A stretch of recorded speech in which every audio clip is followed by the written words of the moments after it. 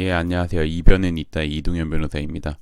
오늘은 학교 폭력이 문제된 경우 학교장 자체 해결 요건에 대해서 알아보도록 하겠습니다. 예, 오늘의 주제에 들어가기에 앞서 제가 오늘의 주제를 선택하게 된 이유에 대해서 말씀드리겠습니다. 최근 학교 폭력이 사회적으로 문제가 되고 있습니다. 요즘 보시면 아시겠지만 뭐 연예인들이나 유명 운동선수들에 대한 학폭 미투가 이렇게 계속 발생하고 있습니다. 그로 인해서 이제 연예인들 같은 경우는 연예계 활동을 더 이상 못하게 되거나 운동선수들 같은 경우는 이제 운동을 못하게 되는 경우가 있습니다. 이처럼 이제 사회적으로 학교 폭력에 대해서 굉장히 민감하게 반응하고 있고, 그 다음에 이를 근절하기 위해서 노력하고 있습니다. 이러한 사회적 분위기를 반영해서 학교폭력대책심의위원회 같은 경우는 이제 학교폭력 사안에 대해서 학교폭력에 해당한다고 보는 경우에 매우 엄중한 조치를 내리고 있습니다. 그렇기 때문에 제가 이 주제를 선택하게 된 이유는 뭐냐? 그러니까 이런 식으로 이제 사회적으로 문제가 되고 그 다음에 이제 엄중한 조치도 내리고 있으니 가해 관련 학생 입장에서, 즉 가해 학생 입장에서는 좀 이제 학교 폭력에 해당하는 경우에 피해 학생에게 진심으로 사과하고 그리고 이제 학교 자체적으로 좀 원만하게 해결할 수 있는 방안을 좀 찾았으면 하는 바람에서 이러한 오늘의 주제를 선택하게 됐습니다. 이하에서 좀 더 구체적으로 알아보도록 하겠습니다. 우선은 학교장 자체 해결 요건을 보기 전에 학교 폭력의 정의에 대해서 간략하게 말씀드리겠습니다. 이 학교 폭력 정의를 제가 말씀드리고자 하는 이유는 뭐냐면 가해 학생이나 아니면 가해 학생의 학부모 같은 경우에 이제 학교 폭력에 대한 정의를 정확하게 모르는 상태에서 가해 학생 같은 경우는 왜 내가 학교 폭력이지? 라고 생각하는 경우도 있고 가해 학생의 학부모 같은 경우는 왜 우리의 자녀가 학교 폭력이지? 라고 하면서 이제 학교 폭력에 대한 정의를 정확하게 모르는 상태에서 이제 자신의 행동을 보게 되니까 학교 폭력이 아니라고 생각해서 이제 피해 학생과 피해 학생 학부모와 함께 이제 좀 감정적으로 다툼이 있게 됩니다. 그래서 이제 결국에는 뭐 학교 폭력의 회부가 되고 그러니까 학교 폭력 대책심의위원회에 회부가 되고 그 다음에 이제 뭐 범죄에 해당한 경우에는 형사 고소도 되고 이제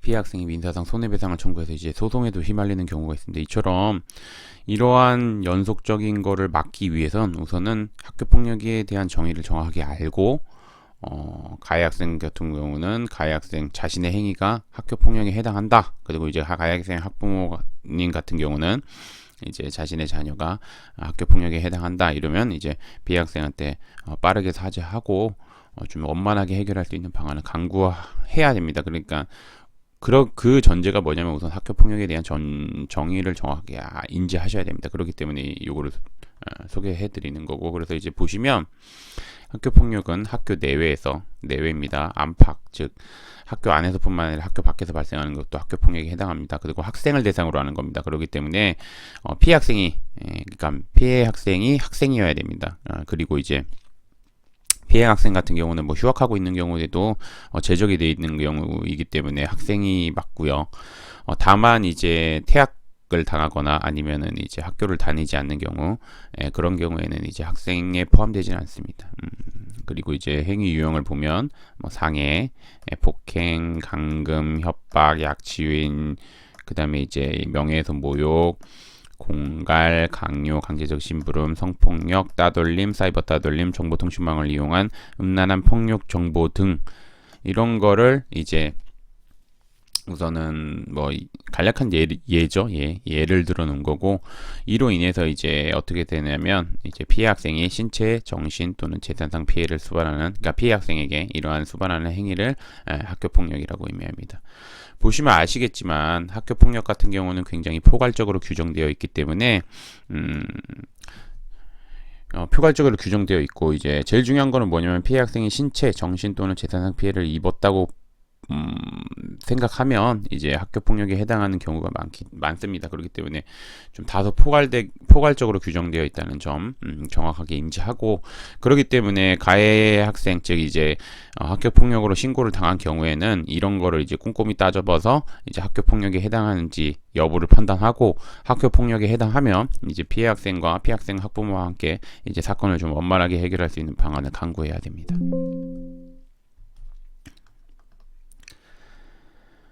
그러면 이제 말 그대로 학교 폭력에 해당한다고 판단했을 때, 그런 경우에는 이제 어떻게 학교 자체적으로, 그러니까 학교에서 자체적으로 해결할 수 있도록 조치를 취해야 하는지에 대해서 알아보도록 하겠습니다. 그러기 위해서는 이제 우선은 학교장 자체 해결 요건을 알아봐야 됩니다. 이거는 법률에 이렇게 규정되어 있는데 그 규정을 하나하나 보겠습니다. 보시면 학교장은 학교 폭력이 발생한 사실을 신고받거나 보고받은 경우, 가해 학생이 협박 또는 보복한 사실을 신고받거나 보고받은 경우, 즉 뭐 간략하게 말씀드리면 학교 폭력 사실에 대해서 보고받은 경우, 이런 경우에도 불구하고 이제 보시면 피해 학생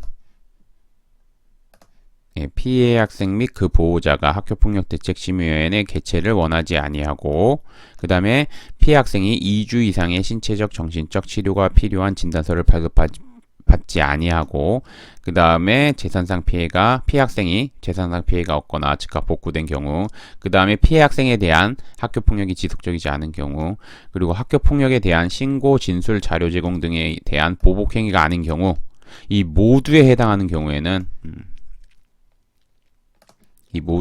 경우에는 이제, 그러니까 이게 모두에 해당하면 이제 경미한 학교 폭력이라고 보는 겁니다. 이제 모두에 해당하는 경우에는 학교 폭력 사건을 이제 학교장 자체적으로, 이렇게 보시면 학교장 자체적으로 해결할 수 있다는 겁니다. 그래서 여기서 가장 중요한 거는 뭐냐? 우선 전제입니다. 이 1동그라미 1번은 전제라고 보시면 됩니다. 이제 피해 학생과 그 보호자가 학교폭력대책심의위원회의 개최를 원하지 아니해야 됩니다. 우선 이게 전제입니다. 요 전제가 있는 상황에서, 그 다음에 요런 2, 3, 4, 5번의 요건들이 충족돼야 됩니다. 그런 경우에는 이제 말 그대로 2, 3, 4, 5번의 요건이 충족이 되면 이제 여기 나온 것처럼 경미한 학교 폭력으로 보는 거고, 이런 경미한 학교 폭력의 같은 경우에는 피해 학생 및 그 보호자가 개최를 원하지 아니하면 이제 말 그대로 학교장 자체 해결로 해결할 수 있다는 겁니다. 그래서 여기서 뭐 제가 아까 처음에도 말씀드렸듯이 가장 중요한 거는 이제 피해 학생과 그 보호자가 개최를 원하지 않는 게 가장 중요합니다. 그리고 뭐 나머지 다른 요건들은 이제 뭐 충족되면 되는 거고, 오해를 하시는 부분이 있는데, 이제 뭐 요 중에 뭐 하나만 충족돼도 되냐 뭐 이렇게 오해를 하시지만, 제가 아까도 뭐 말씀드렸듯이 이거 다 여기 보시면 1, 2, 3, 4, 5 이 요건 모두 해당해야 합니다. 모두 해당하는 경미한 학교 폭력. 모두 해당해야지 이제 경미한 학교 폭력으로 보고, 그런 경우에는 이제 말 그대로 피해 학생과 그 보호자가 원하지 아니하면 이제 학교장 자체 해결로 해결할 수 있다는 겁니다. 그러면 이제 가해 학생, 즉 학교 폭력으로 신고당한 학생이 이제 학교장 자체 해결로 해결하기 위해서는 어떻게 해야 되냐? 여기서 이제 하나하나 살펴보도록 하겠습니다. 이제 보시면 피해 학생이 학교 폭력으로 가해 학생을 학교에 신고하면 학교는 이제 피해 학생, 그다음에 이제 제일 먼저 하는 게 학교에서 피해 학생, 가해 학생, 목격 학생들의 사실 확인서를 받습니다. 이런 거를 받고, 그리고 이제 이 외에도 뭐 만약에 주변에 뭐 CCTV가 있으면 CCTV도 확인하고, 그 다음에 이제 뭐 녹음을 한 친구가 있으면 그 녹음 파일을 받아가지고 녹음 파일도 들어봅니다. 뭐 이런 식으로 이제 하고, 이후에 이제 학교장은 학교에 설치된 전담기구에서 이제 학교폭력 사안을 교육지원청에 설치된 학교폭력대책심의위원회로 회부할지 여부를 결정하게 됩니다. 즉 이제 아까 위에서 봤듯이 위에서 이런 요건이 충족했는지를 이제 전담기구에서, 학교장 혼자만 판단하는 게 아닙니다. 전담기구에서 그런 거, 이 요건이 해당하는지 여부를 판단하게 됩니다. 그래서 이때 가해 학생 그럼 어떻게 대응해야 되냐 한번 보겠습니다. 가해 학생은 제일 중요한 거는 학교 폭력을 행사했으면 제일 중요한 건 피해 학생에 대한 진정한 사과입니다. 그래서 이제 보시면 피해 학생에게 진심으로 사과를 하여 피해 학생으로부터 용서를 받아야 됩니다. 용서를 받은 다음에 이제 주장해야 되는 게 뭐냐면, 아까 제가 더 말씀드렸듯이 학교장 자체 해결 요건 모두 1, 2, 3, 4, 5번을 모두 충족해야지 이제 학교장 자체 해결이 되는데,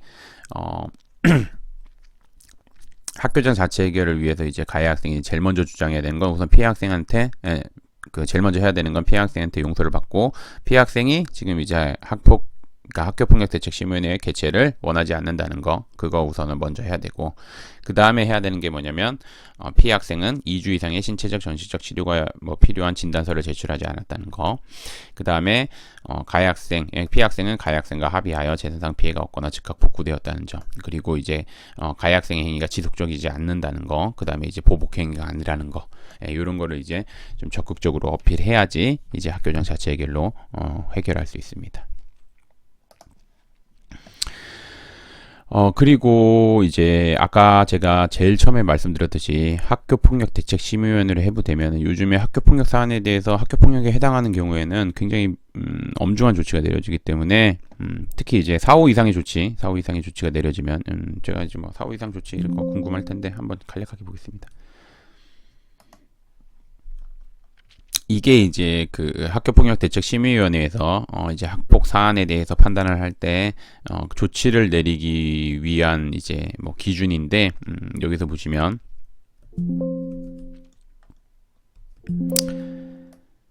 여기 1, 2, 3호가 있고 그 다음에 4호 이상 이렇게 규정되어 있습니다. 여기서 보시면 최근에 법률이 개정돼가지고 초중등교육법이 개정돼가지고 1, 2, 3호까지는 이제 생기부에 기재가 되지 않습니다.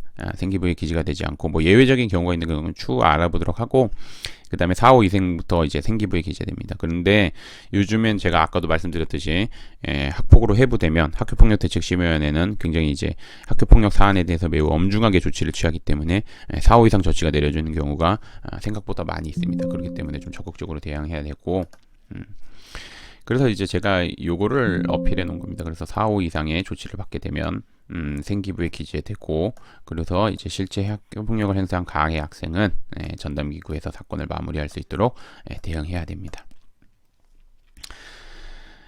그래서 이제 이렇게 대응을 좀 적극적으로 했으면 하는 바람에서 이제 오늘의 주제를 선택했고, 그래서 이제 마지막으로 제가 말씀드리고자 하는 결론은 뭐냐, 우선은 학교폭력으로 신고를 당하면 첫 번째 가해 학생과 학부모가 해야 될 거는 뭐냐, 우선 자신의 행동이 이제 학교폭력에 해당하는지 여부를 판단해야 됩니다. 그리고 자신의 행동이 학교폭력에 해당한다고 판단이 되면 그 다음 두 번째로 해야 되는 건 학교 자체적으로 해결할 수 있도록, 즉 학교장 자체 해결 요건을 충족할 수 있도록 피해 학생에게 진심으로 사과하고 그러한 이제 조치를 취해야 됩니다. 그래야지 이제 말 그대로 학교폭력대책심의위원회 해부되고 이런 거를 이제 미연에 방지할 수 있습니다. 그리고 솔직히 말씀드리면 이제 학교폭력 사안 같은 경우는 이제 제가 클라이언트 분들한테 항상 말씀드리지만 이제 감정적인 싸움이 굉장히 많습니다. 그렇기 때문에 초기에 잘 대응하면은 피해 학생과 피해 학생 학부모와 서로 잘 원만하게 해결할 수 있는 부분이 있기 때문에 제가 이제 오늘의 주제를 선택해서 혹시나 이거를 학교폭력으로 이제 신고를 당하거나 신고를 당한 학생이나 학부모가 이거를 보고 있으시다면 이제 좀 초기부터 이제 좀 적극적으로 대응해서 학교 자체적으로 해결할 수 있는 게 서로 좋습니다. 서로. 그러니까 피해 관련 학생뿐만 아니라 가해 관련 학생도 서로 좋으니까 이제 그렇게 했으면 하는 바람에서 오늘의 주제를 선택했습니다. 오늘은 여기까지 마치겠습니다. 저는 이변은 있다의 이동현 변호사였습니다. 감사합니다.